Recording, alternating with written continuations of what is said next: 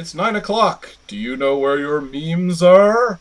We at Destroy All Clickbait will guide you through the jungle of cyberspace and point out the poisonous and rash-inducing species of the post-capitalist pixelscape. I'm Adam. With me, as always, are Ing and Avi, my brain care specialists. Hello. And Hi. This week actually was, as every week is these days, crazy one for things happening on the web. So which one shall we look at first here? Should we talk about the video first? I mean, since we all watched it, we may as well. Yeah. There was a video which I sort of liked, which maybe wasn't huge. It was a guy called Patrick Willems doing a video called Shut Up About Plot Holes, which has been, I think, somewhat needed, wouldn't you say? Yeah, it feels like that's very close to some of our rants from the earlier episodes.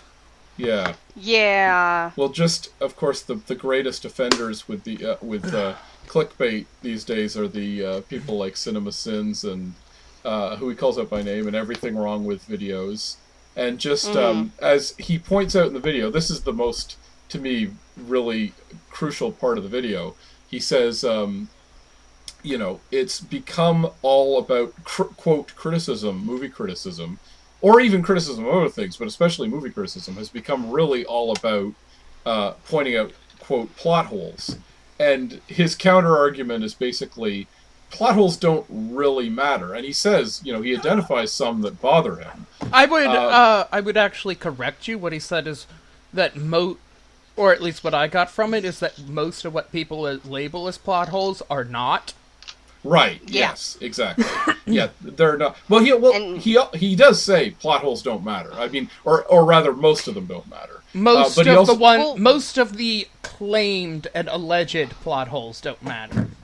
Right. Yeah, and he further exacerbates that point by basically saying it's because people are watching movies wrong. Yes. It's less about watching the film and enjoying the film, and then maybe saying how they could have done the narrative better. Instead of it being that, it's more of what are the 15 million things is everybody doing wrong in the movie that would have fixed all of their problems and thus not have drama. Right. Yeah. I'm also been listening through the Gravity Falls commentary. Yes. And it actually one thing that it reminded me of that was them talking about that, and actually Alex Hirsch said that he was actually surprised at how forgiving people were of what he perceived as plot holes in Gravity Falls. Really? Yes, and basically established that, but pretty much what this is also saying, if it fits the emotional beats, people will give it a lot more leniency. Right. Yeah. Actually, there was a Twitter post by somebody who was basically like, plot holes don't matter because the emotional narrative is more important. Yeah. Right. If people end up feeling something, that's more important than anything in terms of, like, plot structure in most cases. Yeah. So that makes a lot of sense. That said, I also did like Alex Hirsch said that blatantly their strategy, if they ever realized that they were had written themselves into a corner or something, was to do it anyway and then call attention to it. Oh, yeah, they definitely did that a lot. So the pretty much idea, if somebody does something that actually had a very obvious solution, then they missed. The example they gave was basically a mermaid is drowning on land, so a character takes like a big drink of water and gives him reverse CPR to breathe water into his lungs. Yeah. The problem was that they were right by the lake that they then push him into, and when they revive him, he says, "Thank you for saving my life, but why didn't you just push me into the lake?" And then the character just face palms, realizing this. Yeah. And that seemed just like a joke, but from the commentary, that was an actual, oh yeah, that's a plot hole that we realized, but it's basically left in because because it's much funnier now that we do it anyway, but make a joke out of it. Well, but Yeah. the thing is, the idea of doing there are two reasons that's okay. One is there are a bunch of kids, they're panicking. That makes total sense that they would just not think it through. Because how do you think it through when you're in such a weird situation as that, right? And the other thing, the twins are like 11. and I mean, to me, if I'm giving someone CPR, I don't think of putting them in the water, right? You know, like it's counterintuitive, so that makes sense. And then the other thing is, like the idea that's actually such a clever solution that it's like the plot hole is valid. And then hanging a lampshade on it, as they say. For those of you who don't know, hanging a lampshade means when when a story calls attention to something like a plot hole or something that the audience contrivance. Most people are starting to call it a contrivance now. And the audience, if the audience would have said, "Hey, what about?" then the movie or show itself points it out. That's called hanging a lampshade on something. One of my favorite examples of that was the comic Order of the Stick. That had basically one of the villains is interrogating someone because they believe they have information they need, and the guy literally doesn't and points that out, and it just has the villain friendly bang his fist. Do you really expect me to believe that we spent so much time on something and going on a list on how it's contrived that this isn't an actual thing that they would know? And then a minion. And then, when that's done, a minion comes, "Sir, the new lampshades you order have arrived." "Excellent, just hang them anywhere." Yes. Oh, God. Yes, exactly. It's hanging a lampshade on them hanging the lampshade. Exactly, yes. That's right. Doesn't the term come from, old Chaplin movies? Well, no, the idea is... the idea that there's someone in the room and they put a lampshade over their head and so you're not supposed to hide them. Yeah, exactly. Exactly. Yeah. That's where it originates from. Yeah. Right. I just looked it up on TV Trips to see if it had the origin of the term, and that actual panel from Order the Stick is their example image. Oh, yeah, no. TV Trips is very, very good in a lot of ways. Yeah. And very bad in a lot of ways, too.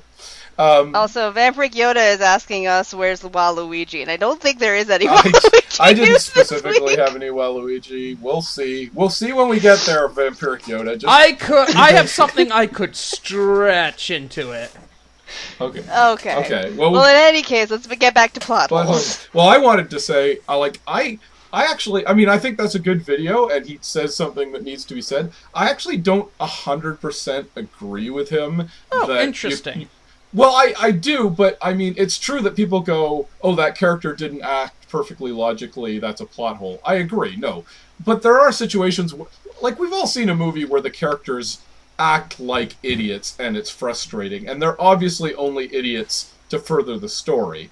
That's not a plot hole either, but I don't think it's good writing, and you can just wave it off, personally. Yeah, Roger Ebert actually referred to such things as... he didn't use the term plot hole, he used the term idiot plot. Or I think he might have actually coined the term of people holding an idiot ball and passing it back. And it was his criticism... Which is how they describe it on TV Tropes. Yeah, and his criticism, I forget what movie was it from, but it was that the movie... that the characters act like complete idiots because otherwise the plot wouldn't work. Thus, it's a plot that requires people acting like idiots. Right. Yes, I think that is somebody else I think blew that up into idiot world. That the idea of the world portrayed in a story. Often when it's a genre movie, again, the premise requires everyone in the world to be an idiot, basically. But it's the same basic premise. And a low level of that is that in every zombie story, apparently no Romero zombie movies were ever made because nobody's familiar with zombies. Right, exactly. Well, that's fair. I mean, that's I know, but it's a low-level version of it in that we have to invoke a plot contrivance.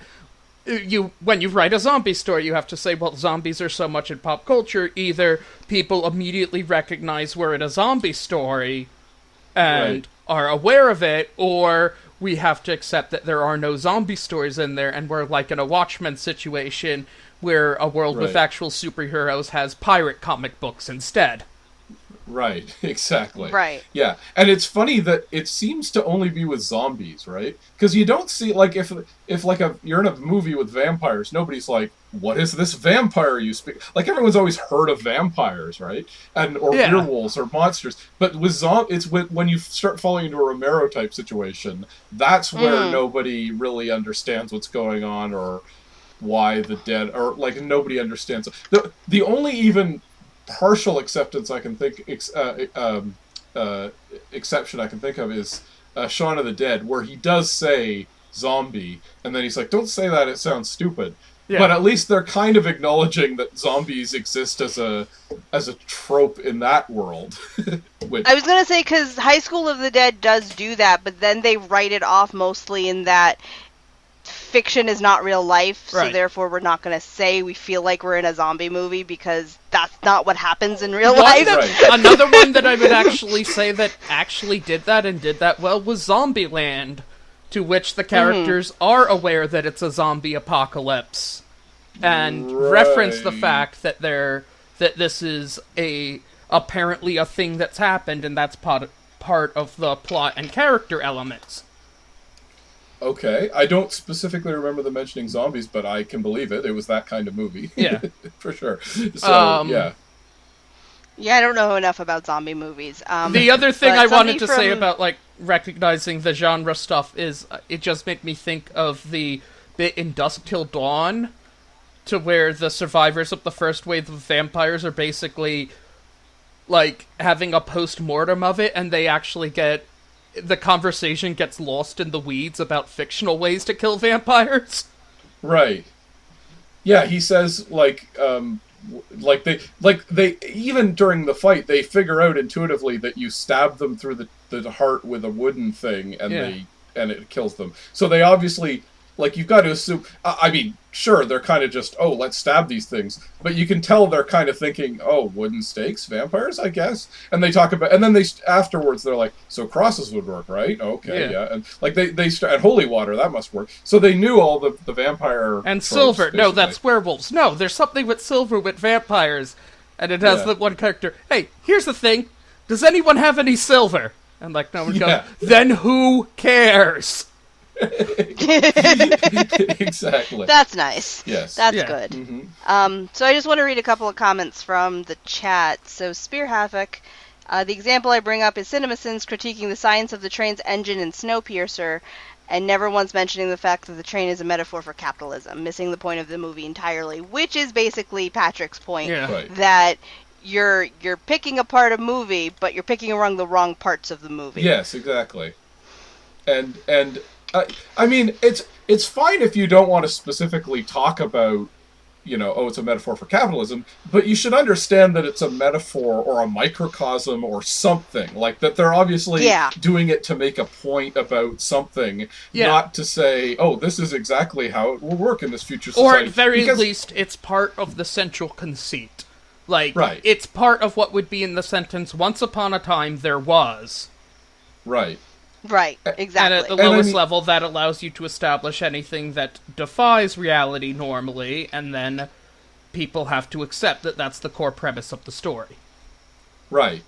Yeah, and I mean, because it's not, like, that doesn't make any specific sense anyway. Like, it's a world taken over by snow, and there's a train? Like, that's not a logical, like, sci-fi premise. It's clearly constructed as you say, kind of a fairy tale thing. Yeah. Yeah, well, climate change is so bad that the world gets covered in snow, and the only way to save humanity is to have this one capitalist build this train that goes all the way around the Which Earth. is a perpetual motion machine that powers itself. Anyway, and that's, of course, all riffing on Ayn Rand. Like, that makes no sense unless you know they're commenting on Ayn Rand with both I haven't the seen trains. Snowpiercer, so I'm nodding. Right. It's a decent movie. I did watch it when it came onto Netflix. Yeah, no, so I did watch it. It's a decent movie, and it definitely deals with a lot of socio-political stuff, and it's pretty heavy-handed in its metaphor. So for people not to understand that this is a riff on capitalism and how it and how it treats minorities, and how it just basically makes us just it's Well, an interesting movie as far as metaphors go, but I can understand why some people would have problems with it. It's basically BioShock. They don't need to do a BioShock movie because it is BioShock, but on a train instead of under the ocean. Pretty much. That's 100% it. And the guy who runs it is still alive and well. You know, it's not deteriorating, but it's clearly inspired. There's even some imagery I think that they take from BioShock, like the aquarium car and stuff. I think is a BioShock. No, there's I'm not too surprised if there were some elements lifted from BioShock, or if whoever did some of the visual design on that was once played BioShock at some point in their life, or System Shock too. So yeah.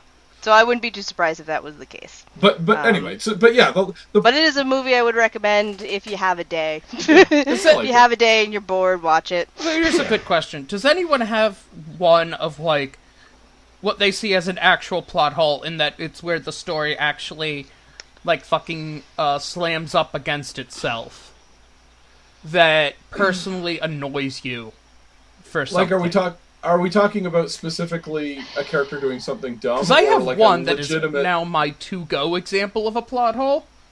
Okay. Okay, what is it?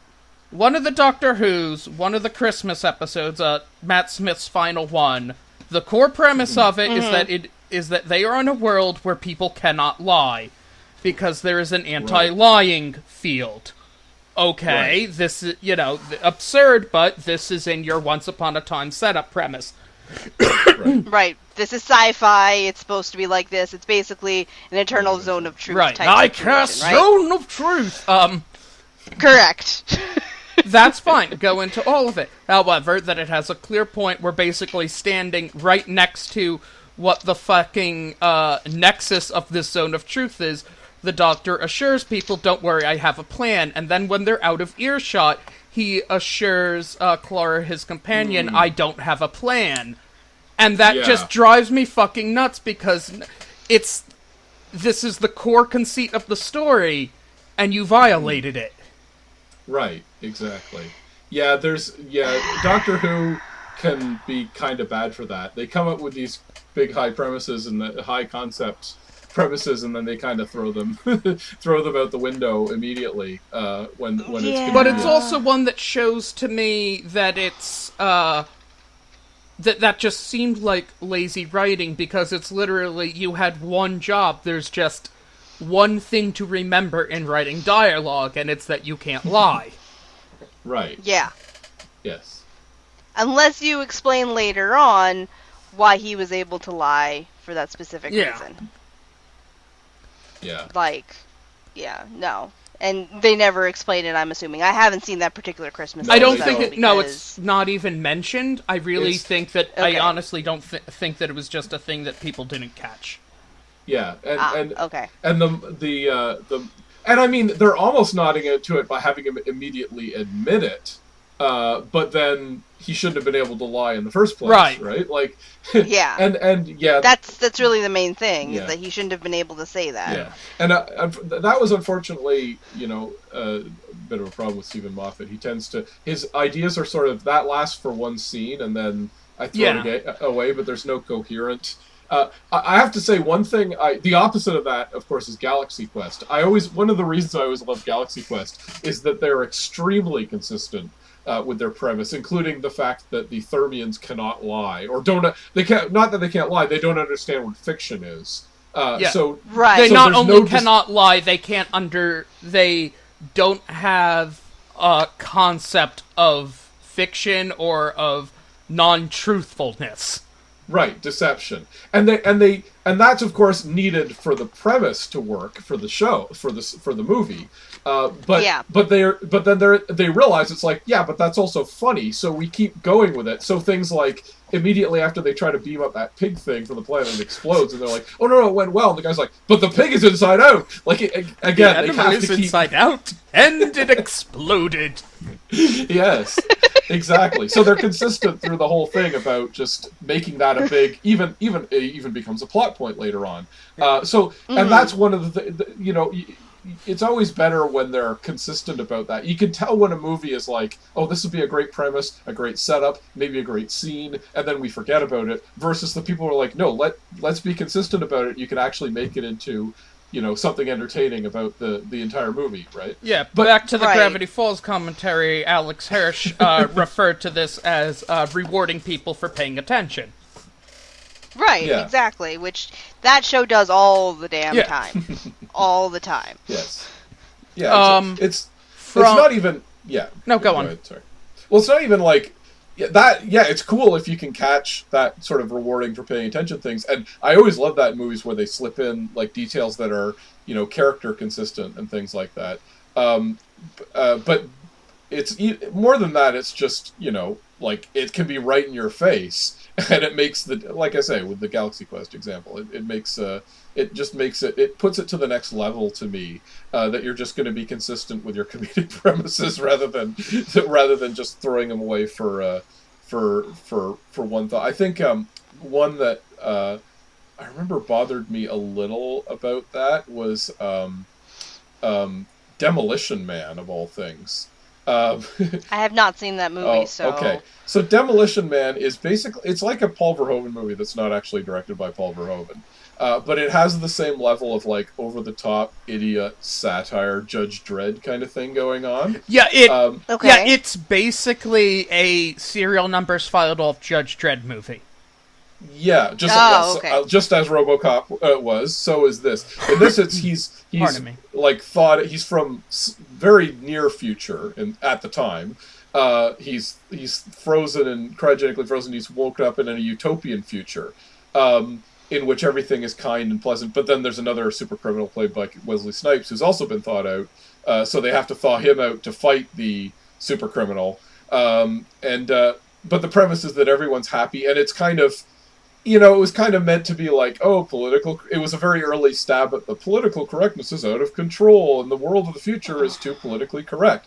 Not that they don't hammer on that, it's more like making fun of, like, it's like an R-rated movie making fun of a G-rated movie is kind of the premise, because, you can't, like, if you swear, you get fined by the system or whatever.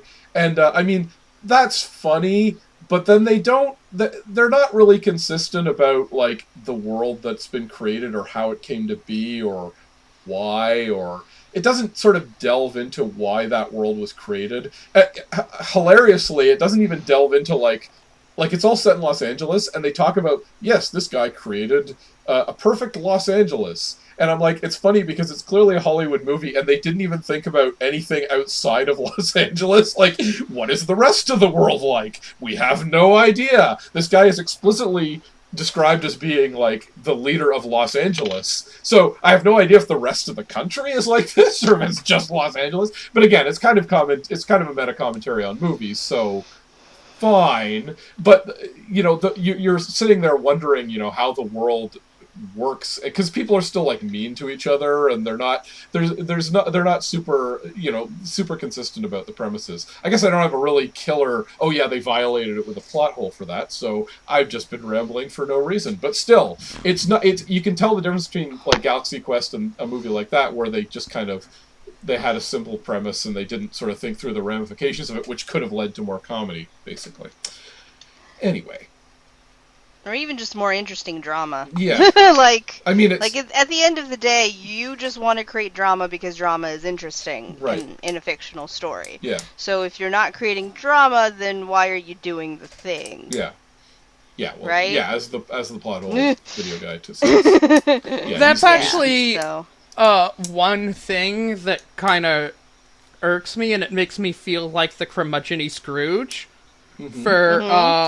When I followed once, like, out of genuine curiousness, a bunch of Tumblr things that are, like, writing prompts, or that there, but so many of them, like, my response there is, like, well, good luck actually getting, any conflict or freaking drama out of that. Right. Yeah. Yeah. Well, I mean, it's interesting because it is to be... you can say that... It's actually interesting to say, okay, what if we don't go for the obvious dramatic thing.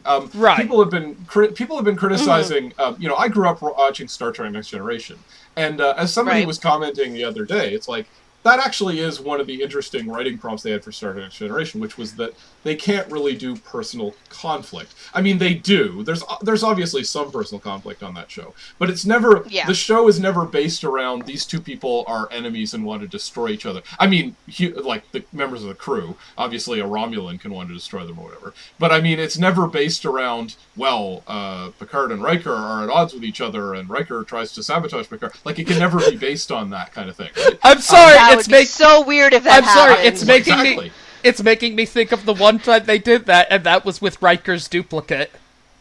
Yeah, I was gonna say, if it didn't happen with his duplicate, that would just be the only way that would ever happen in the show. That's also the funniest fucking episode to me, because normally there's, like, none of that, but the minute that, like, Riker meets himself, Right. both versions of Riker begin acting like total pricks to each other. Oh my god, that's great. That's exactly it. It's Like, kind there's of, I can't do this. absolutely no good reason for them to be intentionally antagonizing and being so whiny and bitchy about the other one, but they do. And Yeah. it kind of Oh, God. but it kind of still does fit Riker's personality, like his Yeah. character. Uh-huh. Yeah. Well, that's exactly it. I mean, the premise of that, and I've seen similar things to that sometimes, where it's the premise is the subtext is just he doesn't like himself very much, and this gives him a chance to basically chew himself out, right? Like that yeah. that is actually I That think and that's that Riker psychologically can valid. that and that Riker can be a bit of a jerk. Of course. And that then dealing Oh, yeah, then totally. dealing with, like, literally himself has, like, his worst impulses constantly Right. hitting and then bouncing back off of them. And it's Yeah, also yeah. a plot that works great, that it's a good plot because there genuinely wouldn't be drama if it happened to nearly anyone else on the crew. That it's only Riker who would have this problem. Maybe Worf. Maybe Worf would be trying to murder himself, basically. But, Yeah, maybe Worf, but, like, two Picards, that there's no real issue with that. No. Well, it's funny because that was the premise for Nemesis, essentially. He meets his younger self, played by Tom Hardy. Yeah. Really? Yeah. Oh. Well, I never saw Nemesis. So. Nemesis... It's his evil clone. It's his evil clone, and the premise of that is actually really clever, I think, in Nemesis, because it's Romulans cloned Picard, and they were developing a clone, so they were going to replace him with a Romulan clone so they'd have control over it.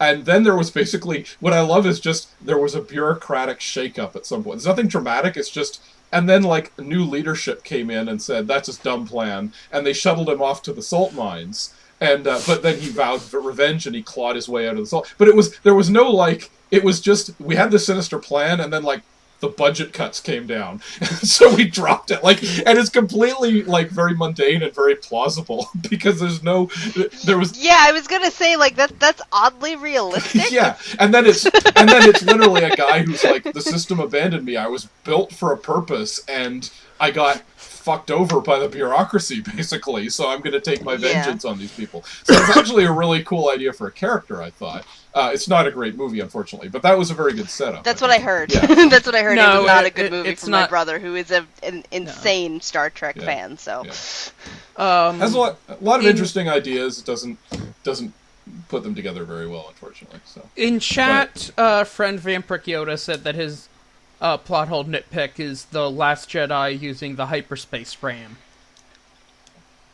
He doesn't like that? He thinks other people doesn't like it. No, he says that's the plot. That's the one that always bugs him.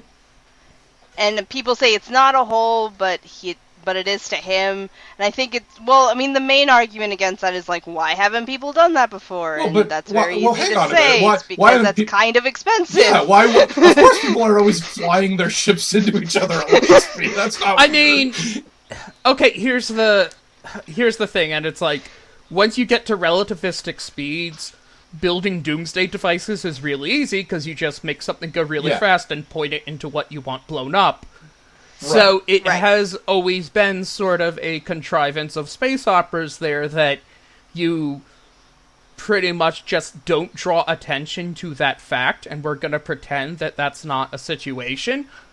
but then Right. Star Wars then actually, like, highlighting this actual real physics fact just does draw attention to the fact that, yeah, we've been pretending this isn't an option the whole time.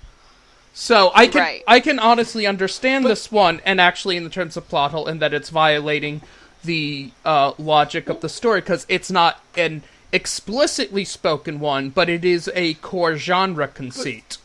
But hang on a minute. I what I don't understand is, how would you weaponize this normally? If the only way to do it is to literally fly your own freaking ship, of course they're not going to use that to attack you. the idea is you get a bunch of hyperspace engines and just, like, a robot drone pilot, and that's it. Yeah. Well, or you attach the engine to a bomb. Yeah.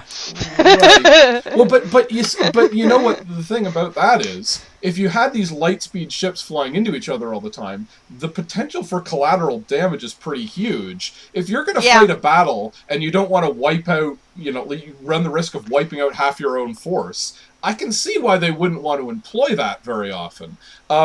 Which is the whole point of The Last Jedi, right. From Leia's point of view, is that, hey, we shouldn't just bum rush into things all the time because we're trying to save people, not kill them. Right, and I mean, now I'll admit that The Last Jedi treats it as, like, this is a brilliant tactic nobody's ever thought of before. Honestly, I could see there are always... It doesn't get discussed very often, but there are always psychological issues in combat. Yeah, where it's kind of like, this is too much, we can't do that. It's one of the reasons I think you didn't see nuclear weapons flying left and right all the time during the Cold War, because there was a powerful psychological stimulus against it. Like, you could have nuked Vietnam and said, we won! And people didn't do that because they knew it would be such a crazy thing to do, and it would. Except sort of that time the game. Nixon got drunk and really wanted to, but was too drunk to find the nuclear Oh, football. God. And Well, yes, Nixon, that actually happened. Look it up. Yeah. Yeah. Well, that's the problem. Of course, there have been people who are just... And that's the thing. It's the people like Nixon and Trump who just don't give a shit, who don't have any humanity, who would be like, yeah, let's do it. I don't care about the consequences. Yeah, but then even then, there's but people then who into will talk Star them Wars, down, right? But then going into Star Wars, that does kind of just lead back to the problem that the Empire already built a bunch of basically fuck civilians weapons. So why would they care about collateral damage like that? It's true. It's a thing there that it's a wouldn't. minor point, and really it is the thing that, hey, just go with it. But I can see where actually the more into Star Wars you are, the more that kind of that gets stuck there, just because it goes so much against the grain of an unspoken rule that you don't talk about this elephant in the room. By the way, I'd like to point out that Star Trek did suggest that as well in the Best of Both Worlds when they're fighting the Borg. When they thought like all was lost and they had no hope, the only hope they had to protect Earth was they were planning to go to warp speed and slam the Enterprise into the Borg cube. So they had thought of that decades before Last Jedi, I'd like to point out. Oh, okay. So, but they didn't. They were stopped from doing it at the last minute because Picard in space opera, the general thing is who presume there's a reason that keeps people from doing it. Right. Yeah, because the thing with doing a droid, because Yoda brings that up as well, is that majority of the droids we see in Star Wars have sentience. Now, granted, chances are not every single droid in the existence of the galaxy that is Star Wars has sentience, but so many of them have a sentience and a personality that I can't imagine that anyone would be okay with that. That raises all kinds of questions in Star Wars with exactly. The droids. Like, you build a droid specifically to ram itself into another ship to kill people. Yeah. Okay, so when you put it that way, it is literally the origin of Aqua Team Hunger Force, according to the movie. This is true. They were created for the sole purpose of flying a jet into a brick wall.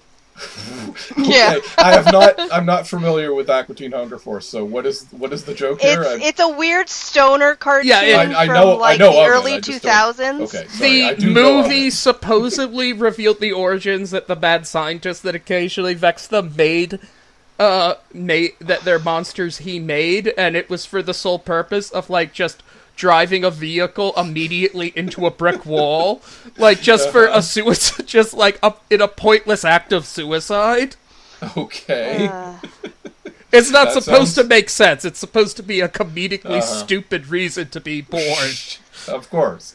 But, yes. That was... Well, and that also reminds me of... I think it's Dark Star, which is the movie where there's a bomb, and it's a sentient bomb, and they get into, like, philosophical conversations with it to prevent it from blowing itself up or whatever.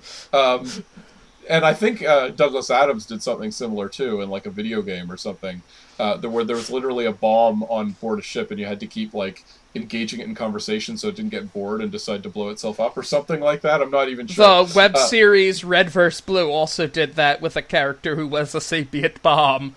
And, Oh my and God. whose greatest, and whose life's goal was to finally complete his mission so he could detonate himself. Right. Yeah.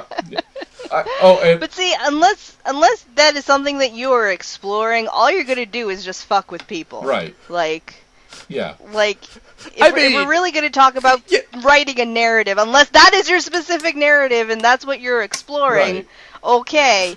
The narrative of The Last Jedi was not exploring that. Right. It wasn't the Mr. Meeseeks episode of Rick and Morty where it's playing fun at the idea of beings being made with pedestrianly simple and mundane reasons to exist. Yes. Right, and Vampiric Yoda brings up that the personality can be downloaded into another body. Again, that's another weird high science fiction concept that Star Wars doesn't really explore. No. Well, they kind of, they only really cinched that up with Solo, that you can transfer the droid's body into something else, which, that does raise a lot of questions. But just droids in general in the Star Wars universe, the more you get into it, the more you get away from, and honestly, this is something, a criticism I've had of Star Wars to a certain extent, that the more you get away from treating it as straight up a fairy tale and just framing it that way, the more you get into the sci-fi actual details of it, the more it stops making sense, and you should not go in that direction. It's funny that I will defend the Lightspeed thing, because it just feels like, we're making a desperation suicide run. But there's all these other aspects of Last Jedi and other things. And I'm not, let's be clear, I'm not one of these, oh my god, Last Jedi is terrible, let's harass the cast off of Twitter people. But, I've had one or two issues with that film as well. I enjoyed it. But there are a few issues I think you could reasonably have with that film. And I'm also going to say there that it's like, I can entirely see that as an issue, like the hyperspace RAM and other stuff, but again, I thought the emotional beats were good enough, or resonant enough, that it honestly didn't matter. Yeah. For the character that we meet and what we see of her, and what's inferred in what other characters say and how they treat her, it makes perfect sense. Yeah. Because, a lot of people complain that Holo comes out of fucking nowhere, and it's true she does, but when Poe turns to the alien guy and says, that's Holo from the Battle of such and such, that's enough to infer that she's kind of a big deal. Right. Yeah. Well, I always I'm always, that's one of my biggest complaints about Last Jedi is just, we've hit the reset button and everything's back to exactly the way it was in The Last Jedi, including, Admiral Akbar is still in charge, and blah, blah, blah, and it's it's been 20 years. They've got to have new leadership and new people. Plus, supposedly they took over, and then were reconstituted. Well, that's why they killed Admiral Akbar off, and that pissed off people because they love Admiral Akbar because of a goddamn meme. Yeah. Well, I am sympathetic to that. I like Akbar, but it's true. He was never more than just a really a one a character in a few scenes. He doesn't deserve to necessarily be the focus of the movie or anything. But so that's fine. He's there are people who wanted him to be the focus of this movie. That's getting okay. Here, not this one, but I probably would watch Akbar, a Star Wars story. I would. Yeah. I'm not saying that making an Akbar story wouldn't be interesting. It's just that not here. Not here. Not in this instance. No. I always Not in a Skywalker story. not to get too far off track, but that's always my thing about Star Wars. Like, I know that for years we've had spin-offs and expanded universes and all this kind of stuff, but one of the things about the original movies, and even the prequels to a large extent, they were literally just every scene or every sequence is, here's a new thing, here's a new aspect of the world, here's new characters, here's something else, and then we'll basically, like, for continuity's sake, they may show up again, but they were focused on in one scene or one sequence only, and then that's it. And everything else that you're going to give it, like is going to be, yeah, sure, there's expanded universe stuff, but to keep going back to that, to me, betrays the spirit of Star Wars, which has been my problem with the sequels, because they've gone back to X-Wings and TIE Fighters and stuff. It's like, they had their moment in the sun, they should be doing new bits, and instead they're kind of rehashing the old movies in a way that isn't true to the spirit of the old movies. Because, like, when Empire Strikes Back came out, they didn't go back to Tatooine, they didn't introduce, like, all the exact same stuff they had before.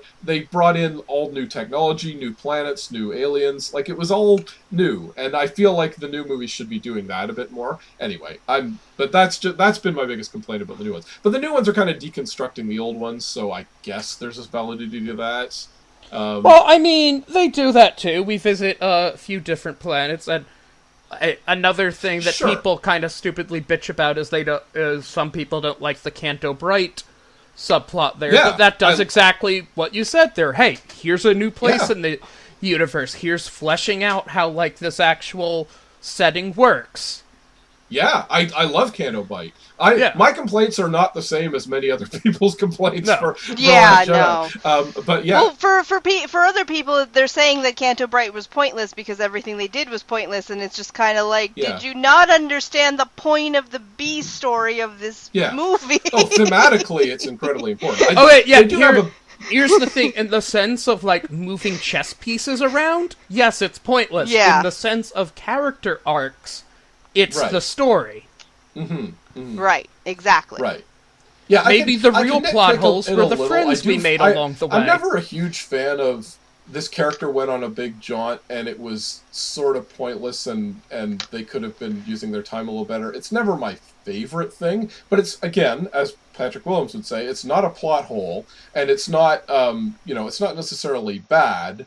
It would have been more satisfying if something had come out of that had actually let them win, and in fact it ended up hurting them worse than if they just sat around and done nothing. But that's not a plot hole, that's part of the point. That is literally thematically relevant to the story, that they kind of dig their own hole with that. And that there is, for once, a roguish, like TJ, or whatever his name is, Benicio del Toro character, he's important in that he's the first roguish weirdo that gets recruited into the rebellion who is actually untrustworthy, because all the other roguish rapscallions end up siding with the good guys, and you can't trust them. Oh, but yes you can, they're actually good.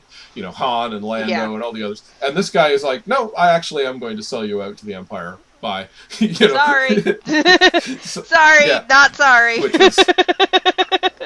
Which was good. It's good it was probably needed to show that, no, you can't trust every lovable rogue that comes along in the entire and you probably shouldn't trust every lovable rogue that comes along. Did he survived, right? The Last Jedi?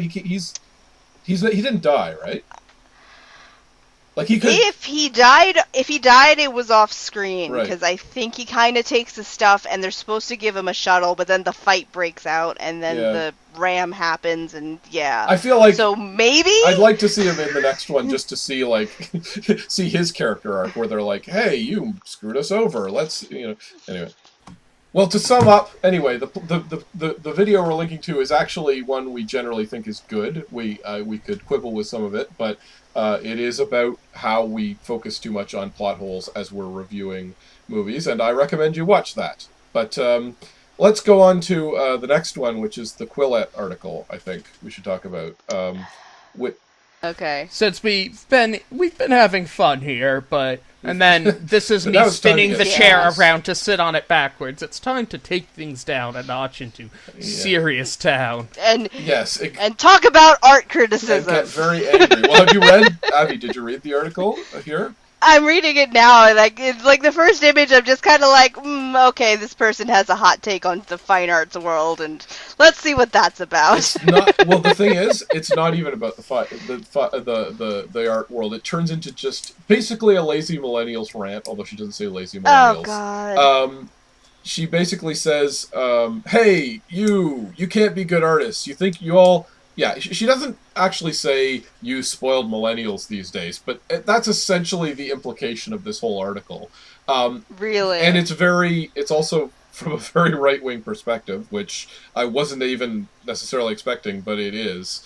It's coming from, she for some reason she starts ranting against identity politics. Because, well, here's the funny part of that article. She says, people are told that your work is of worth just because you're a marginalized identity, just because you have a different skin color, just because you're disabled, blah, blah, blah, blah, blah. But the only real diversity that matters is diversity of viewpoint. And I'm like, yes, that is exactly what we just said. Which can come because you have a different skin color than normal. Right. Or you are differently abled than normal. That's exactly it. Or because you have different experiences than maybe the average quote-unquote person. Yes.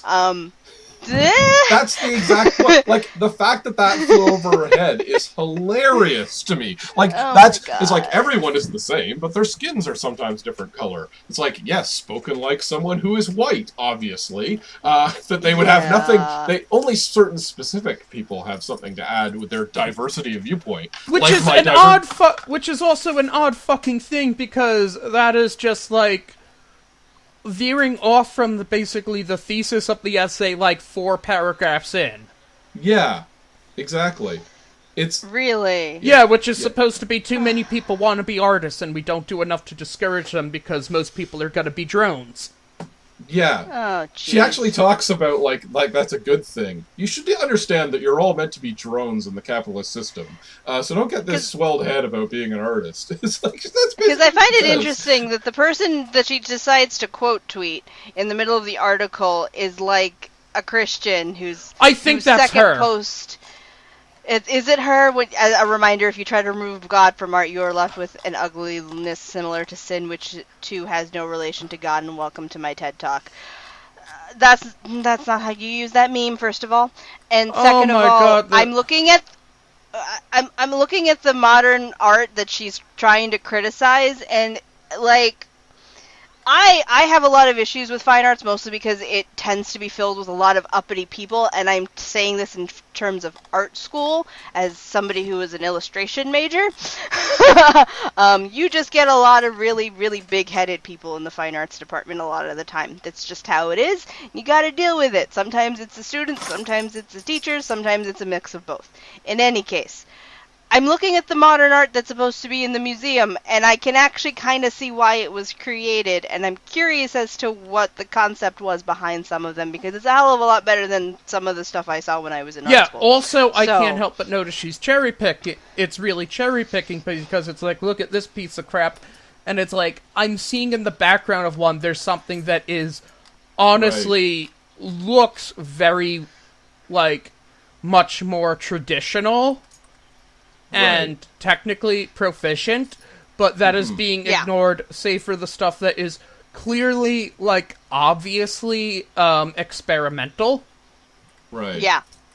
Or, like, the one with the brown paper. That could very well be the end result of performance art. And with performance art, it's not necessarily about the end result. It's about having witnessed the performance itself. Right. So, and then all that's left is this thing that they performed with, which gets put and here's on the thing, display. Then that brings up questions as to art and having a physical thing and not having a physical thing, and is it having a video of the performance a physical thing, etc. Right. So, like, all of that is really, really interesting, and it's clearly going over her head. Two of the stuff shared seems to be done on whiteboard, like that it is clearly like attempts.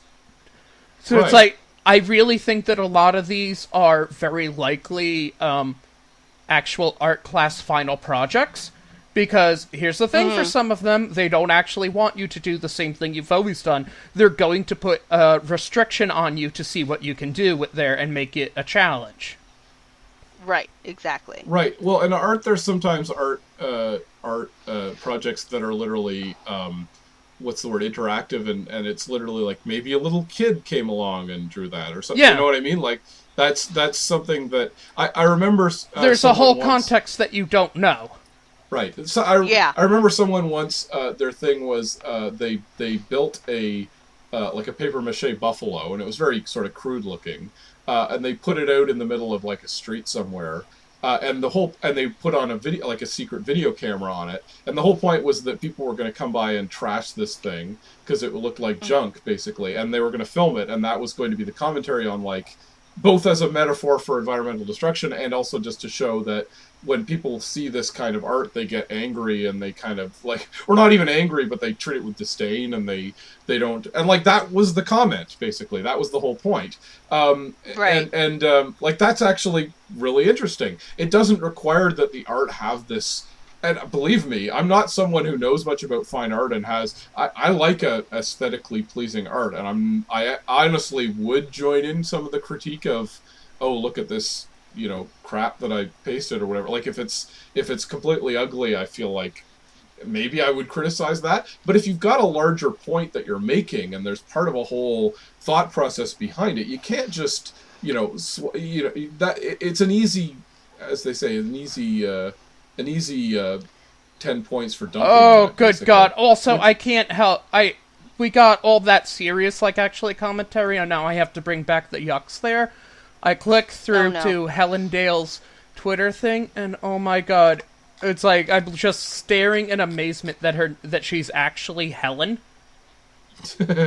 And just from her picture, she looks like the person who's going to make demand to talk to your manager.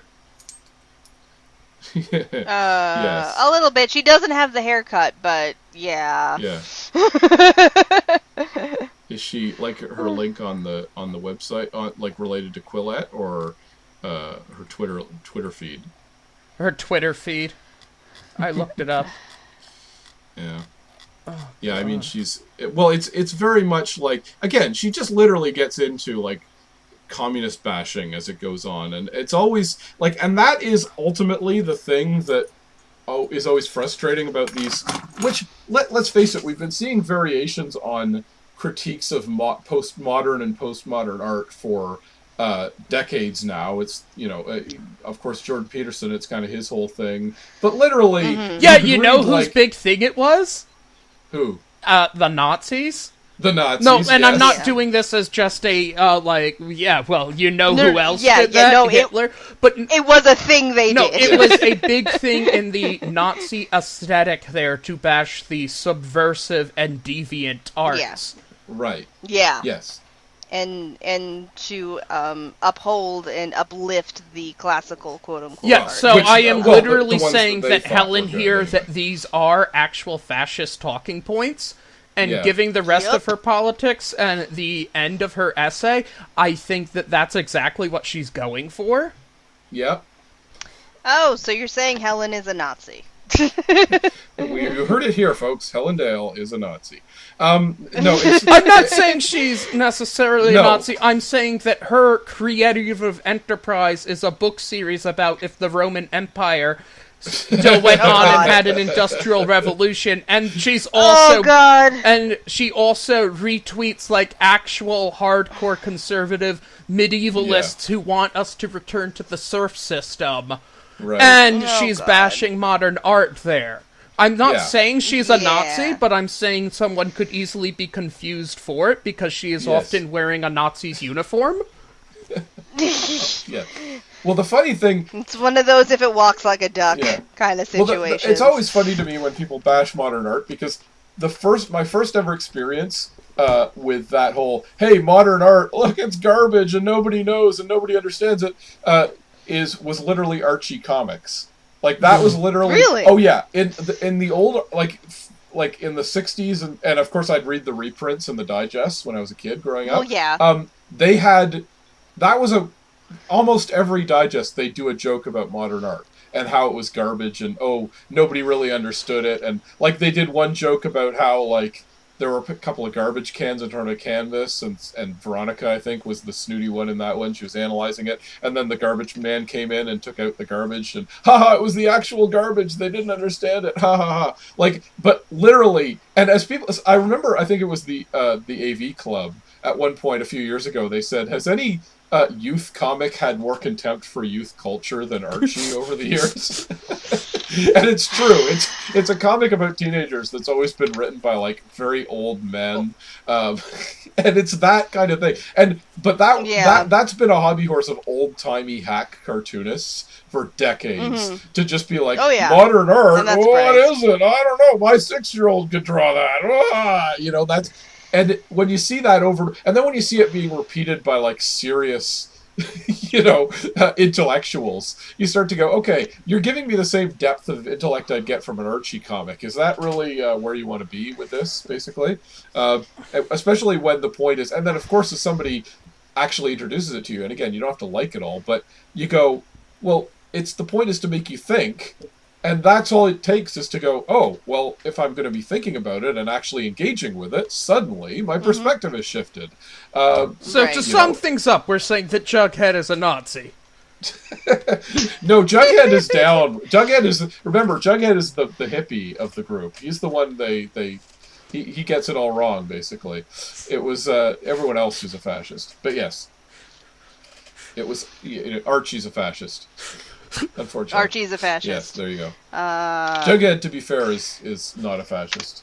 Jughead's... Yeah, I don't think Jughead could be a fascist. Jughead is an anarchist, clearly. I think that goes without saying. I don't think you're going to argue about that. No, probably not. But yeah, this is a pretty shameless article about, you can't all be artists. But yeah, her main point that she does eventually find her way back to is, not everyone's going to be an artist. It's funny because it's literally the argument of the stuffy teachers in Dead Poet Society to Robin Williams. Don't teach them to be, when they're not Shakespeare's, they're good. Except it's more well framed in that movie. It's, don't teach them to be Shakespeare's, because then they'll be angry at you when they're not Shakespeare. Okay, I also had the thing there, well, why are they ranting about, basically minorities and that they're in the middle of it? And I just realized, that's the people you think should be drones. And who shouldn't be pursuing artistic pursuits because that's not what they're for. That's why the whole thing about ranting about minorities doing arts is in there. Okay. You don't have the breeding for it. Yeah. Don't think above your station. Yes. To be fair, it's probably... Yeah, exactly. Yeah. Yes, you don't have the pedigree to do a great thing like what if the Roman Empire had the steam engine? Yeah. What if the Romans invented steam power? Clearly. Yeah, great fucking idea. No one's come up with that before. I'm sorry, I shouldn't start. This is the winner of the Australian Vogel and the Miles Franklin Award. Okay. The famous Miles Franklin. I don't know. Maybe it's a great award. I don't know. But that does remind me of how Newt Gingrich... Do you remember Newt Gingrich, for a while, he was writing fictional book. He wasn't in politics, so he was writing fiction. And it was like, literally, he wrote a book about what if the Nazis won World War II?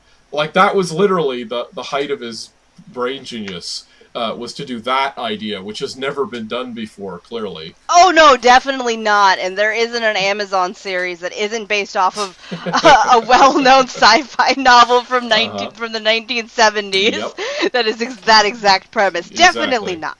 And that definitely not. And that was, and it's also funny, and then Bill O'Reilly, I think, wrote some fiction, too. And that's what Stephen Colbert was making fun of with... Tech Jansen, Alpha Squad 7. Basically, he was making fun of conservatives for some reason wanting to be pulp novelists, conservative politicians. Anyway, so... Glenn Beck, too. Yeah, But you're right, really? Glenn Beck wrote an alternate history. That's true! Oh my god. Oh god. What is that? Why are they obsessed with that? It's so weird. Anyway. Who the fuck knows? Well, because they're all racist hacks, that's why. But this Because I know, I'm blanking on his name, but the guy in Britain who is basically their version of Trump. Boris Johnson. Boris Johnson. There was an interview with him where he was basically like, "Yeah, when I retire, I want to write fiction." Yeah, it's funny, and I can't remember if I was commenting it on here, but it is interesting to think about the times fiction has had that political impact, because Lenin was very inspired by sci-fi novels of his day as well. So were the Nazis. Yeah, exactly. Yeah, well, yeah, the Nazis obviously had... I'm sorry, I keep bringing it back to them, but it's fair to mention. Well, they loved Wagner, and although Wagner, apparently they liked Wagner, and then they kind of felt the need to desperately rewrite him once they got into power. Apparently that was I remember, I think it was C.S. Lewis wrote a thing about, oh, the Nazis don't get Wagner either. Like, he was kind of dismayed about, like they were trying to rewrite the story but to be more in line with their views or whatever, which is weird, because you'd think that would be their ultimate thing, would be Wagner, but apparently even that wasn't, it still had elements they found subversive or whatever. Interesting. Yeah. But it is interesting that, like Wagner and Nietzsche were pals, and I don't really know all the history of that, but they were, one was this philosopher who wrote supposedly, high-minded real-world things, and the other guy wrote, big splashy, the equivalent of blockbuster movies of his day. But they were, they were both sharing ideological common ground, which is kind of interesting. But and of course, as I say, Lenin, apparently he was a big fan of Gorky, who was a fiction writer, and that was actually, he was literally trying to get, Gorky was literally writing to him during the revolution and being like, maybe kill fewer people, Lenin, and he was like, well, mistakes have been made, but I like you, Gorky, I'll make sure you're okay. And then I like you, Gorky, I kill you last. Like you, Gorky. And then the theory is that, like, once Lenin died, Stalin basically had Gorky killed, although it's not technically provable, but he did suspiciously die shortly after Stalin came to power. So anyway, but yeah, it's an interesting thing that so many, and of course Hitler, on top of that, he wanted to be an artist, and he didn't succeed at being an artist. So you have to wonder if there's something about that mindset almost. I've known a few film directors who could probably be horrible, oppressive dictators if they wanted to be, if they'd gotten into politics. And talking about you, Kubrick. Yeah. I don't think Kubrick was particularly tyrannical on set. I think Hitchcock was pretty tyrannical. I mean, he was very exacting and meticulous. I don't think he was necessarily the... Kubrick made people cry demanding so many takes, so that's specifically why I went for him. But was that like, oh, you're such a jerk, and you're like, was that berating them, or just let's do it again and again and again until I wear you down, right? I have no idea. I don't know enough about Kubrick, unfortunately. Hitchcock definitely did that. Like, he was known for really being cruel to the actors and not treating them well at all. And in fact, that's one of the reasons I think people have felt his star has fallen a little in recent years, is that the modern actors all know, like, what a jerk he was to the actors. And he literally said, I think he's literally quoted as, you should treat actors like cattle, I think was his quote. Oh my god. So, there you go, unfortunately. He was butcher them and enjoy them with delicious catsup. Oh, that's the kind of joke he would make, too. He'd come out on his Alfred Hitchcock Presents. I enjoy actors should be treated like cattle and served with the white wine sauce. Excuse me, Adam, white wine with... red meat? Oh my god. You're right. I got it wrong. I'll never be able to dine with Helen Dale now. Nope. I'll never be an artist in her eyes because I like white wine with steak, I guess. Yep. So, since we've been talking about politics, shall we move on to that the final article? Which one? The one that I linked after the Quillette article. Is this the stupidest book ever written about socialism? Yes. Basically, the Chapo Trap House guys, and merely by mentioning it, I've now tripled our readership. I don't know. Here's the thing, I don't know who they are. Okay, well, there's a I don't very, know very either. popular podcast. Okay, this is great because I was prepared to be the guy who didn't know about Chapo Trap House, but I have actually listened to the show once. Okay. They could be roughly described. Do you know the Young Turks at all? Yes. Yeah, I think am aware of they the have Young a Turks. relationship with the Young Turks. They are essentially. There was an article a while back about the dirtbag left, and it was focused on them. You could call them the Howard Stern of socialism, essentially. They are very hard leftists, like left of the Democrats, but they also like make dick jokes and act like act like frat boys, basically, more or less. Socialists. Yeah, brocialists. Yeah, when people talk about Bernie Jeez. Bros and all these guys, like basically all the criticisms you've heard of the left from Democrats in the last few years have been It's them? they've had the Chapo Trap House guys in their mind. Will Menaker is a guy who gets retweeted a lot. He's one of the three.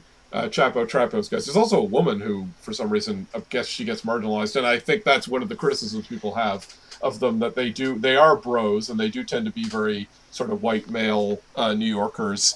And this review by Politica. So I don't have any particular love for these guys. I've heard a fair amount of criticism of them. Yeah, not being, their politics are closer to mine and everything, but they're kind of jerks and they're kind of, frat boys.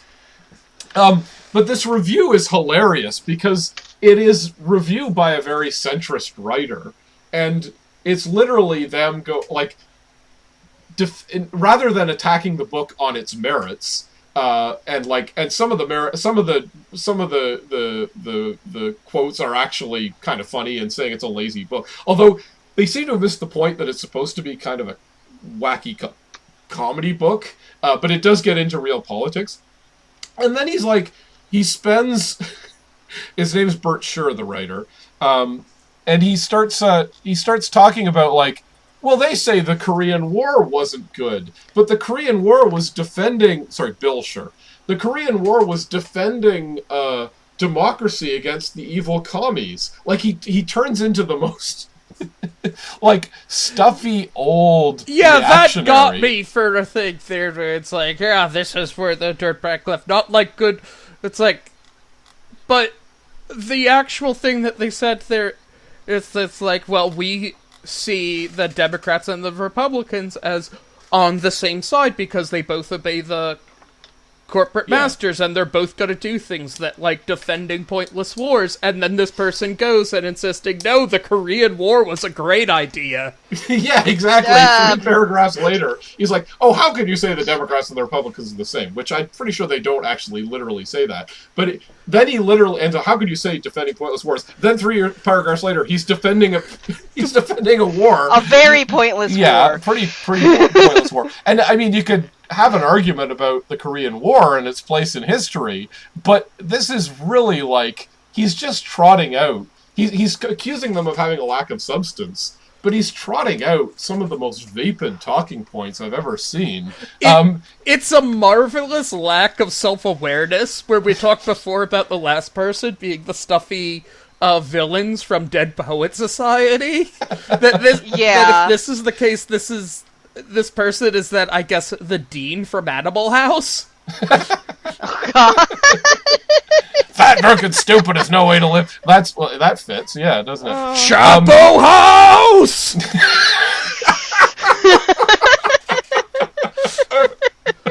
Exactly. And that's exactly what they're going for, and they can't see that they're being provoked perfectly into that reaction.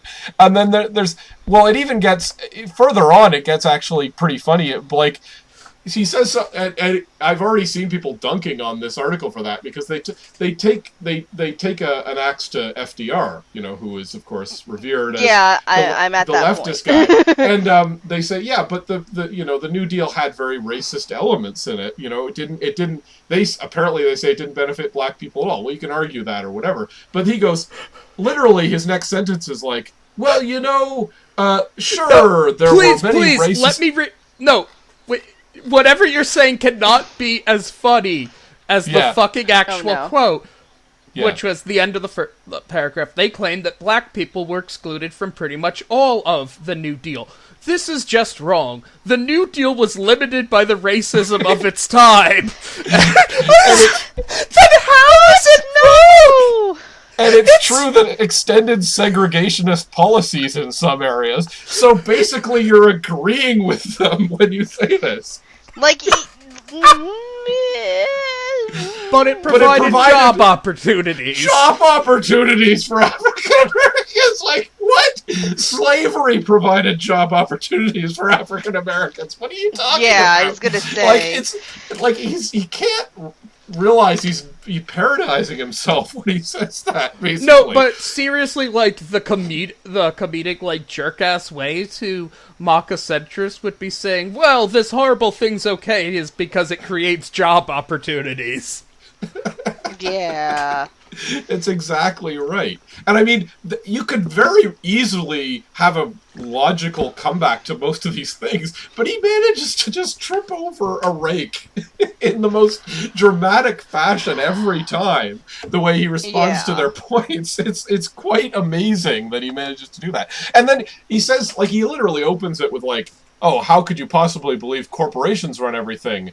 And how about those neoliberals that don't exist and aren't a real thing? And, like, dude, go on Twitter and you'll find, like, 5 people in a second calling themselves neoliberals. Like, it's clearly calling themselves neoliberals, mind you, not as an insult. Like, it's you know, and I'm not. None of this is to defend the Chapo Trap House guys. It sounds like it's, you know, the accusation that really lands is that it's just a cheap cash in, and they really they cranked it out for money. But but that is still a bullshit thing, because it's like, you're socialist, and yet you're charging money for your goods and services. Yeah, like that's not like, that's not how that works. Go to Costco and buy the Econo-sized barrel of bully sticks so you can eat a literal ton of dicks. Yeah, exactly.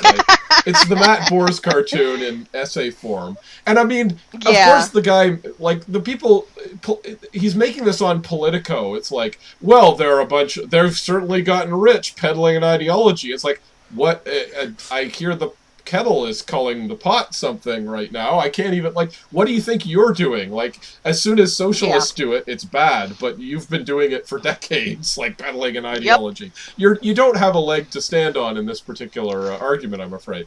Again, it's not that it's inherently an unfair accusation, but literally every book in the political section of the bookstore is made by someone for whom you could level that exact same charge, that they're just, you know, quote, grifting, or at least they're peddling an ideology to make money, and they don't, you know, whether they're sincere or not, blah, blah, blah. And how are you to know that? Anyway. But, you know, it's, like, the book sounds pretty stupid. It sounds like the equivalent of, you know, the books that are ground out to go in with TV shows, which I have a lot of, by the way. I have, like, the Jon Stewart book and the Stephen Colbert book. And, you know, I've always, and I have, like, books tied into other TV shows. I've always been weirdly obsessed with it. I have, like, the Conan O'Brien book of If They Made It and all that. Like, I get it. You know, most of these are schlocky, just tie-in books, and I guess this is the same thing. Daily Show book is very funny. Yeah, the Daily Show book is I actually haven't read any of those books, so I know of their existence. The Daily Show America book is basically a fake, like, high school textbook. Right. On American civics. Oh, okay. Yeah. Oh, okay. Yeah, it's called America the Book. And it's done in kind of a... Yeah. And it's, like, full color. It's, you know, it's full color and glossy paper and hardcover, so it's all fancy, too. But, and I did like Stephen Colbert's book, but it was, I have to admit, you know, again, it's clearly, like, B material from the show, which is still pretty good, I think. So I'm always in favor. Yeah, no, a lot of those books are good. Believe me. Like I say, I have a bunch of them. I'm not going to. I have several books of Letterman's top 10 lists. Like, I have all kinds of the original Clickbait. Exactly. Yeah. Yes. Pretty much. I have that. Basically. That's the intellectual tradition this clearly is operating in, which is literally just spin-offs of somewhat political comedy shows. And that a guy who's supposed to be a serious political writer and literary critic manages to so badly mess up responding to it is pretty hilarious. And he's... Oh, the DMZ. I was going to say, I thought it said he was a contributor to TMZ at the end. Oh, no, But the DMZ. no, it's something called the DMZ. But that would have been pretty funny. But yeah, it's very, it's a good microcosm of the criticisms you hear leveled at the left now that there's a bit of a... And as we say, if you don't know it, the Matt Bors comic, it's been, of course, endlessly cited online, where somebody is posting against capitalism on a cell phone, and somebody pops up and goes, "Aha! But you're posting it on a cell phone, checkmate!" And then he moves farther back in time to like he's a medieval peasant, going, "We should improve society somewhat." And he pops out of a well, going, "Yet you participate in society." I am very clever. I am very clever. I am very smart.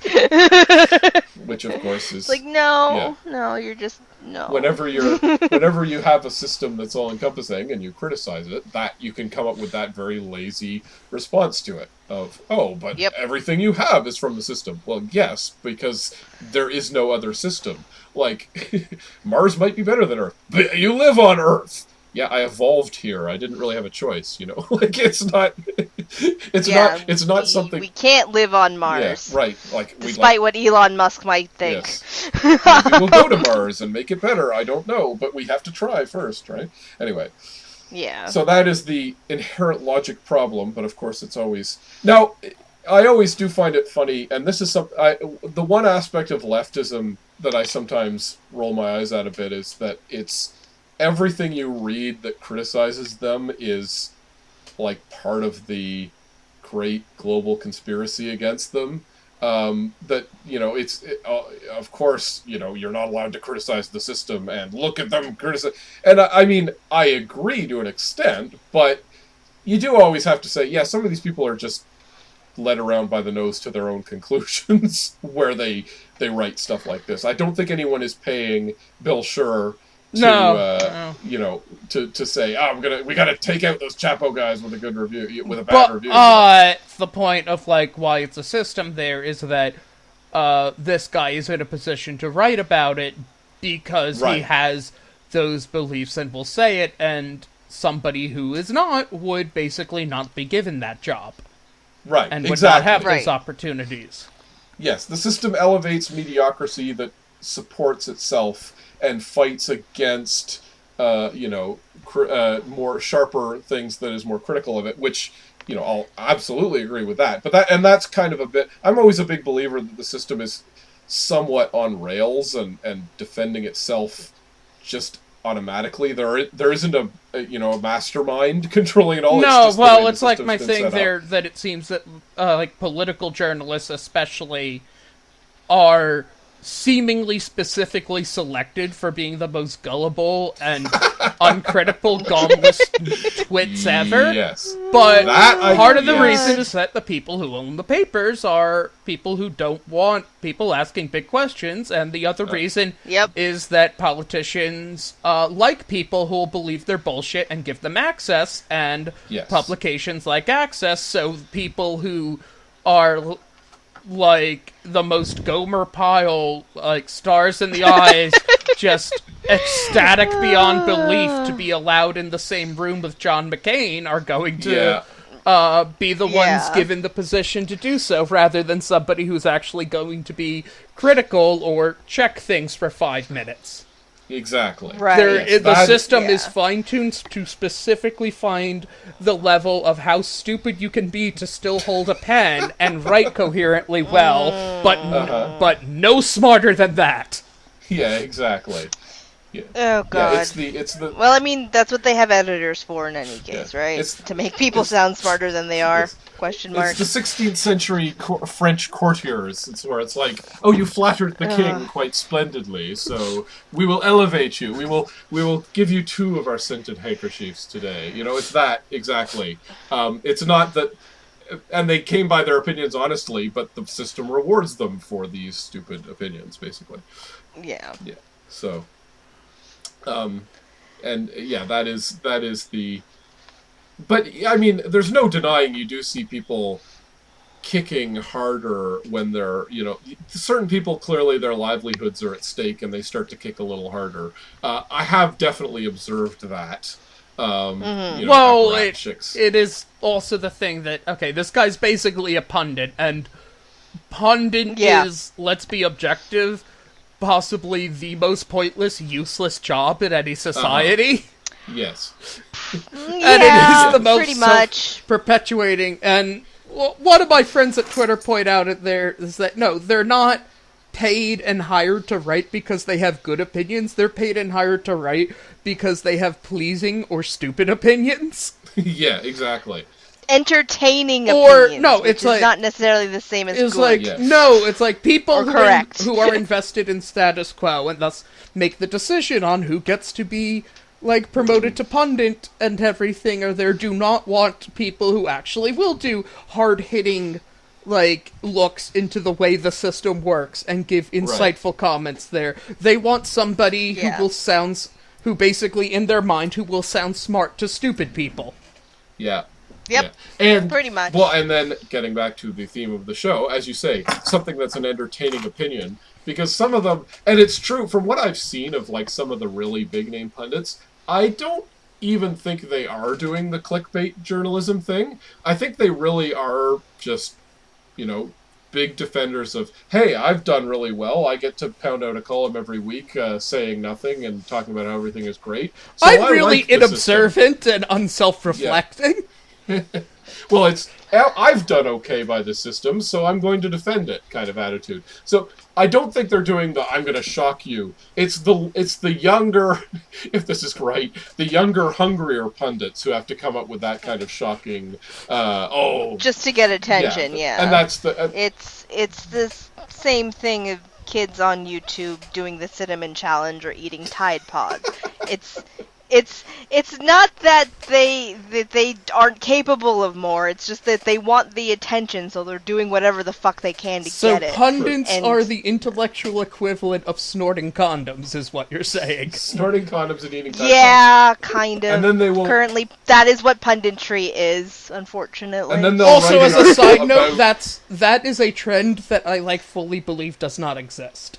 Oh yeah, no. Maybe someone has done that, but people collectively are not doing that.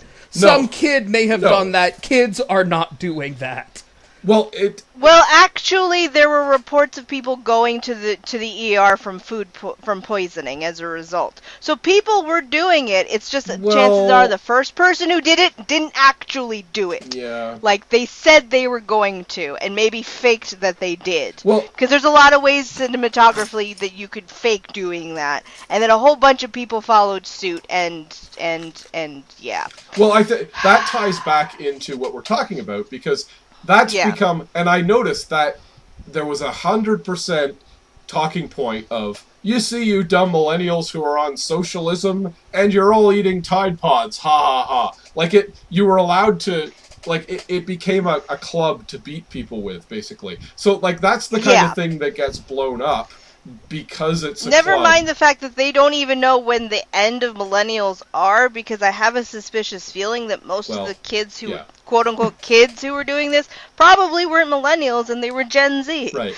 That too. Because anybody who's making YouTube videos who are millennials, chances are they're appealing to the Gen Z crowd, because that's how it's worked. Right. That's how YouTube works. But, in this case, it was useful for them to turn that into an exaggeration. Oh, yeah. And say, oh, well, you guys think we should have universal health care? Well, you also eat Tide Pods. Ha ha ha, you guys who are younger. It became so that trend got amplified because it was politically useful, basically.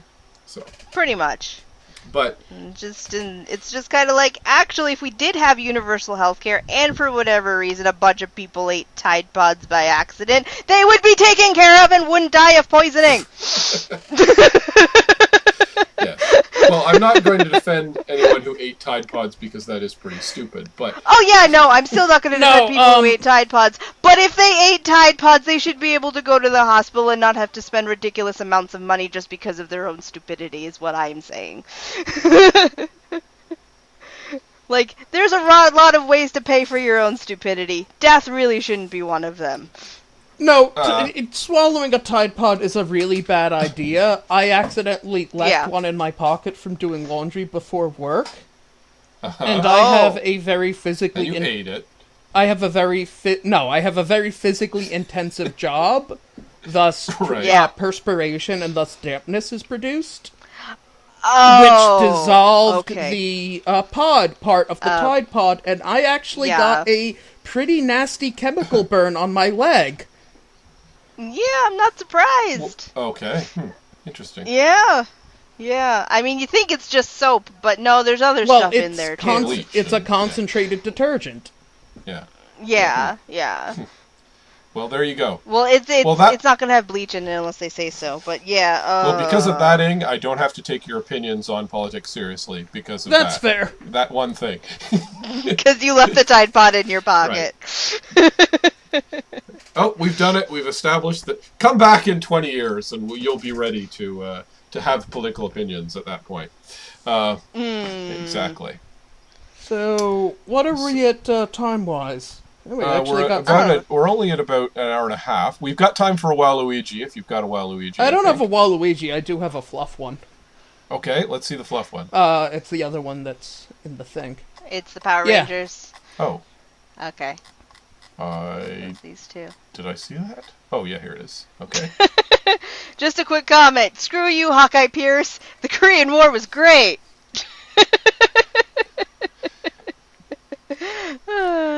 Oh, this is a click one. Yeah. This is a clicky one. There's generally not much to it. It is literally just a clickbait slideshow. They're arguing that, what was it? Hey, Power Rangers had some stupid monsters, or some weird ones there, and... Well, a lot of them are based on Japanese yokai, so there's that. And Japanese yokai get pretty fucking crazy. It's also due to the nature of Power Rangers as a weird...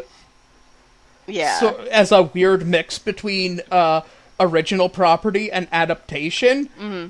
Part of the thing there is that a bunch of these creatures are actually from different series, which had their own motif and themes. Uh-huh. Like, the original Mighty Morphin series was based on Zyuranger, where the villains actually had a mythological theme for making the monsters out of clay. Okay. And all of the actual Japanese names were named after the monsters. So, like, the pig one they showed, that's actually a take on Circe from Greek mythology. Okay. Interesting. Cersei turned Apparently people into pigs. They've made a pop of that one. I mean, and also, that's a ridiculous design, but that's also a good design. Yeah, It's certainly. immediately recognizable, it has a distinctive silhouette, and it is very and it's like very strange and unique. Here's the thing, it's like, I don't particularly hate nearly any of these that they've shown. The next one is basically a cyborg turkey. Yep. Which I believe was from one of the more comedic ones. The other one is literally just a dwarf. Which actually, in the series, that also came from Zyuranger, and it was actually a thing there that, no, that's not actually a monster, that is an actual real, like, fairy tale elf dwarf thing. So he is supposed to look different than the other monsters. They did one of the picture of the Frankenstein, but that's in its, like, more human disguise, where it's supposed to look like someone in a Halloween costume, before it turns into its more monstrous one. Okay. And what I'm getting with... Yeah, Power Rangers gets weird. Yeah, I can never with, get like, into a Power bunch Rangers. of these, there is, like, a reason for some of the odder ones, and it actually might have been an interesting article to go into. Hey, why are some of these things pretty fucking strange? Artist mole? Why is it a mole? Why is there because why not? Why is there an artist mole? Why does, like, Art mole. Yeah. I like Purse Head. That's actually a good idea for a monster. Yeah. And if I remember, I think in that series, all of the monsters were the type of yokai that are animated objects. Ah. Like, Which is a very common type of Right, yokai, and too. I specifically remember all the monsters definitely were yokai centered. That's why the minions were tengus. Right. And why the actual villain of it, that they incorporated it into being one of the henchmen, was like one of those giant skeletons that are made out of the bones of other skeletons.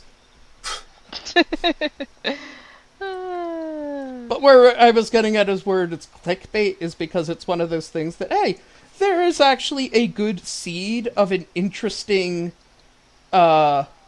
story for, like, where to come up with, hey, why are these things so strange? But they really kind of, I guess, weren't interested in doing the research, is why this is just lazy. Yeah. Yeah, no, it just seems like, because like all they do underneath is just kind of recant what happens in the episode. It's the classic. Which It's the is classic okay, format. fine, and they only recant what happens in the English episode. They don't bring up how it might have changed from the Japanese version if there was a Japanese version. So yeah, which is kind of stupid. Let's be fair. Oh, we lost you, Sorry, Adam. I'm Who's back? Sorry. Okay. Yeah, I don't know what happened there. No, this is the classic format that is clearly for maximal clickbait power, where they literally just put a slideshow and then there's like 2 sentences under each of them, and you have to click through like 20 times to see everything, so that gives the site maximum clicks, which is always very suspect. Well, sucks for them because I have ad block. No, it's not ad block. It's that you clicked on the website X amount of times. Yeah, I know. Okay, So they so- get to say, Yeah, I know. yeah. Like, for some example, and this is so much just to appealing to only me, they bash one monster that is a baseball monster called Babe Ruthless. And Yeah, I'm at that one. But that is interesting. It would be actually interesting to talk about the. It's not. It is baseball themed, but it's actually supposed to be a pixie. Oh.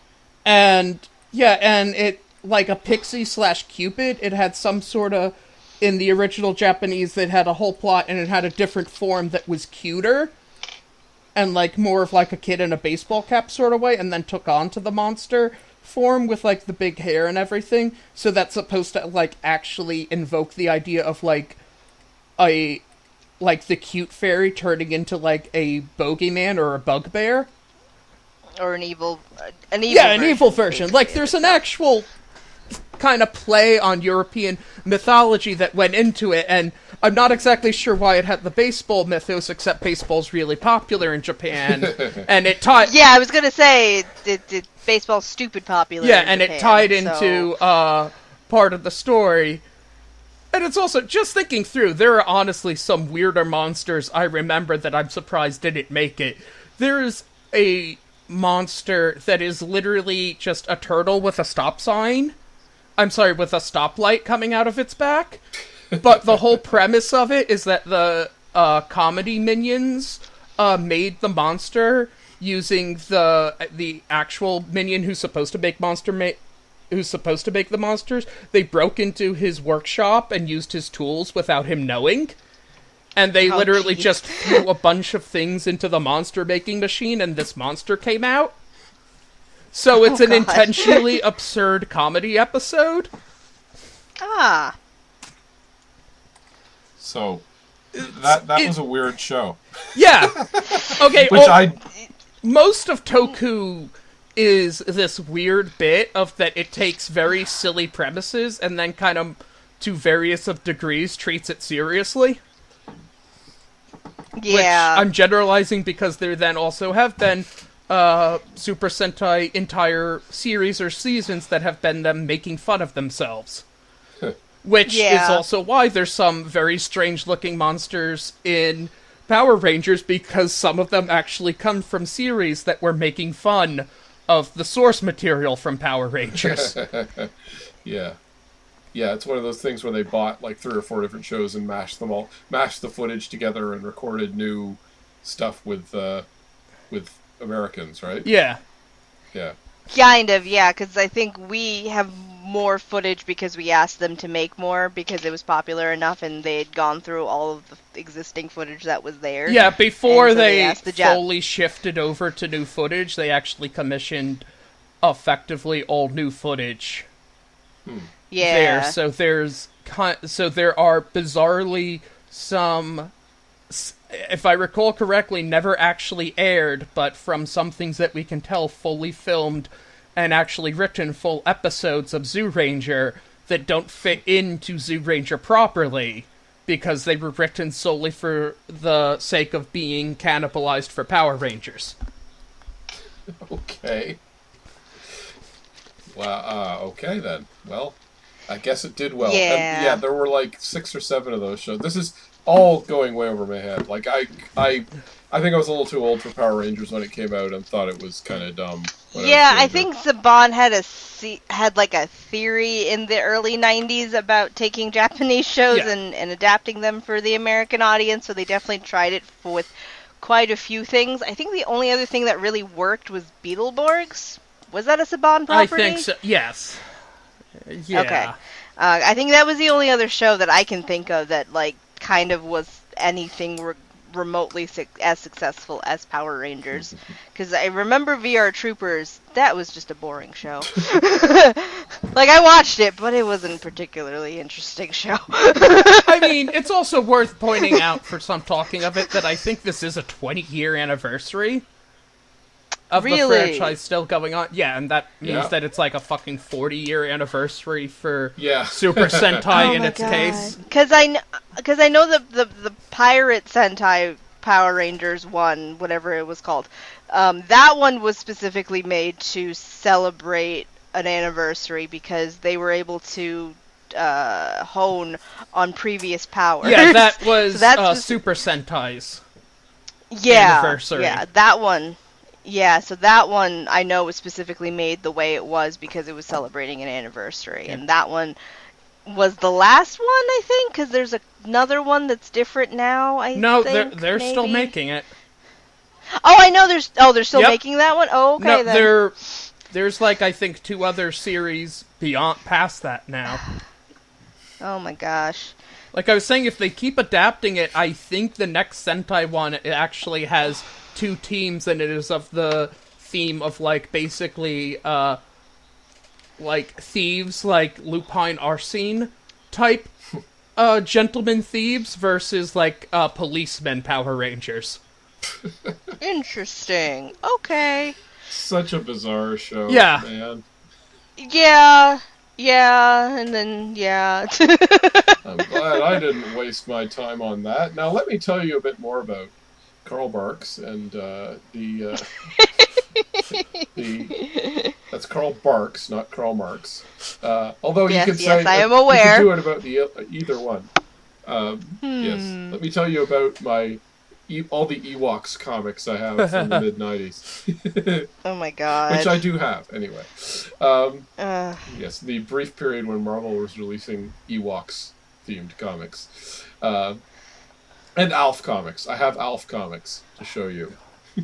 I didn't know they made Alf comics. Marvel had had the Alf license. Remember when Alf had a cartoon show about his life back on Melmac? I cannot vaguely. I cannot condone Alf. He is an elite. He does not respect our cultural values, and he is incredibly ungrateful to the family that sponsors him as a refugee.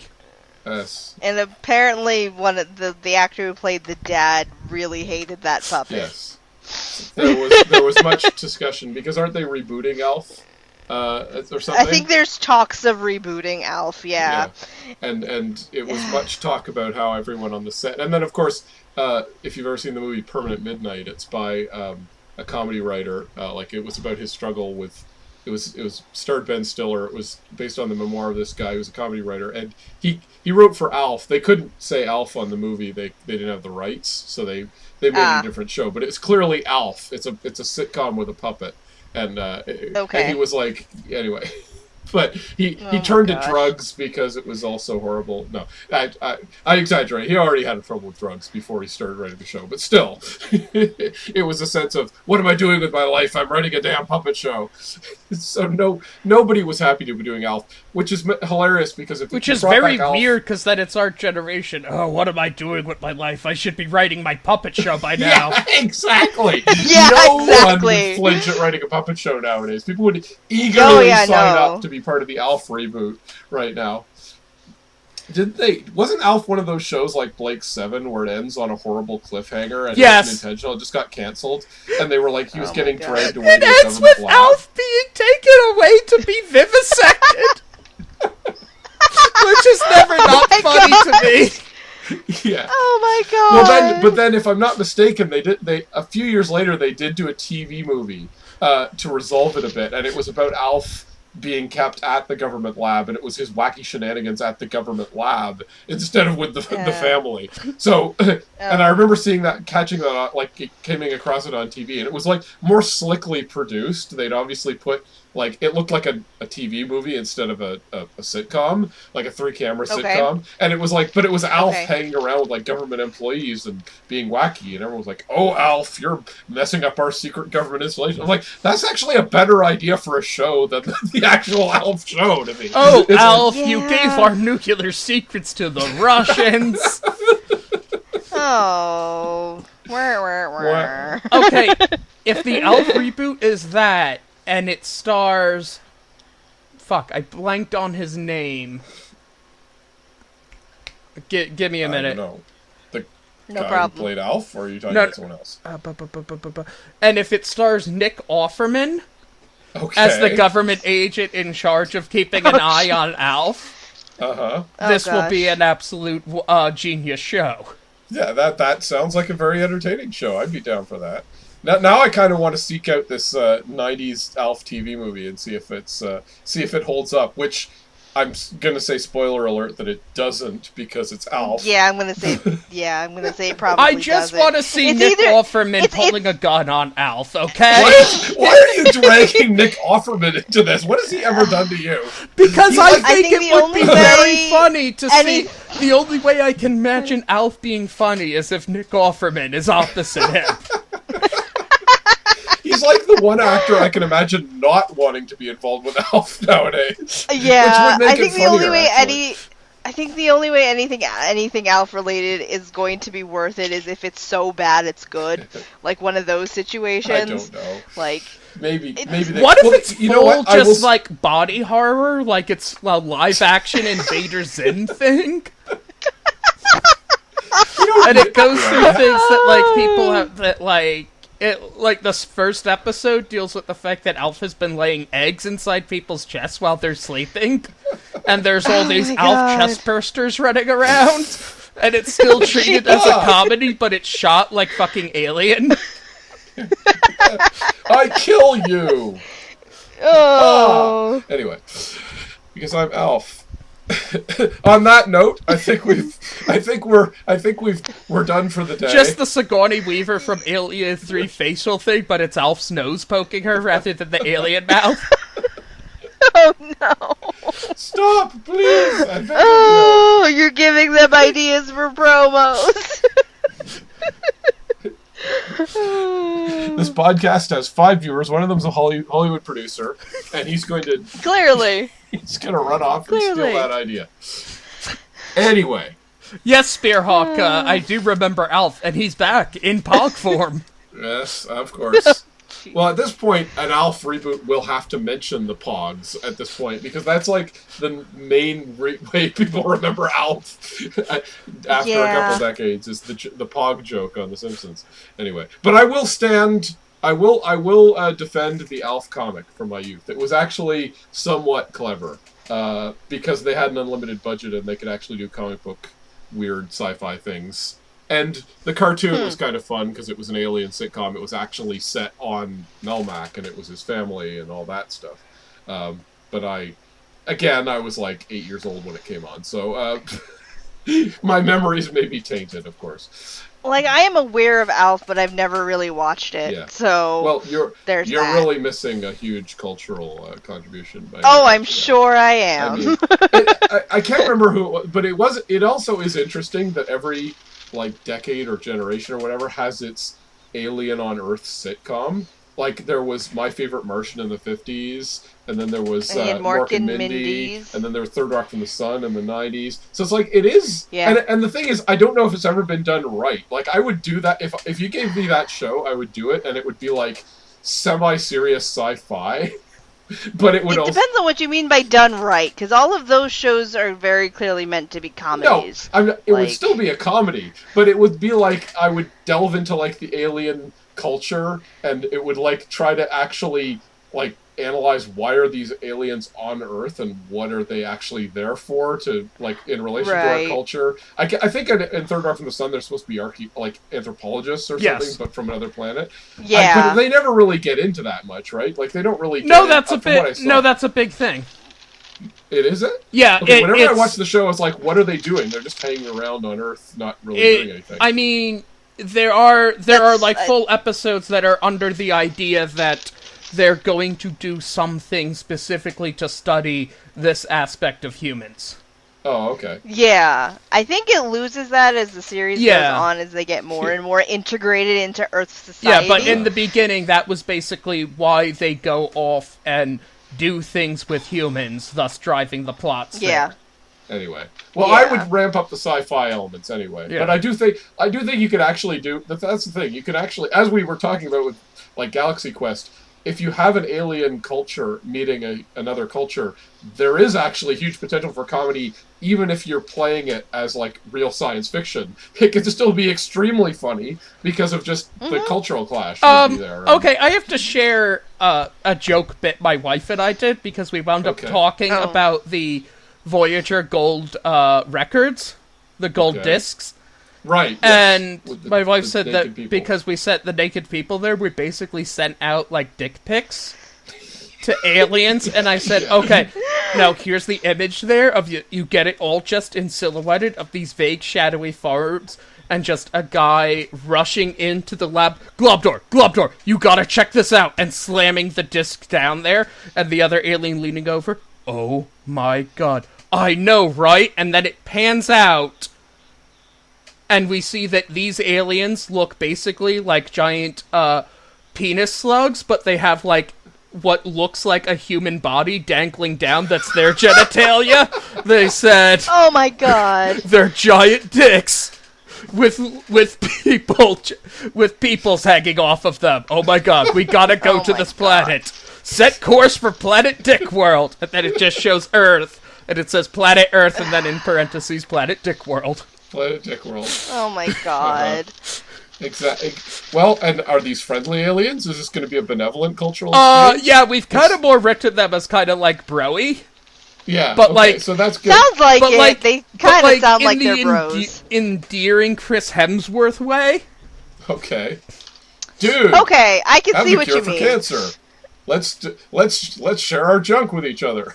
Yeah, like they're literally coming to Earth because because the whole Voyager thing made Earth sound hilarious, and they are there and just like in constant like absolutely this planet fucking rules and everything there. Everyone's a dick. Like somehow everyone's a dick. Like Earth is just the funniest fucking planet to them. Oh my god. We'll take. He's like, did you bring a cure for all known diseases? Yes. Okay, fine. We'll put up with your laughter and mockery. Yeah. Anyway. All right, we'll find and put up with the fact that we're now known to the rest of the galaxy as Planet Dick World. Yep. It's worth it. Whatever. Hey, look. I mean, Japan isn't what Japan calls itself. You don't get to pick your name to the international community. Yeah. Planet Stupid. Anyway, from Planet Stupid, I think it's time for us to bid goodnight. All the best to any aliens who may be listening out there whose junk happens to perfectly resemble us. We'll see you all next week with more scrapings of the web's inner surfaces. And from all of us here, have a good night. Good night. Bye.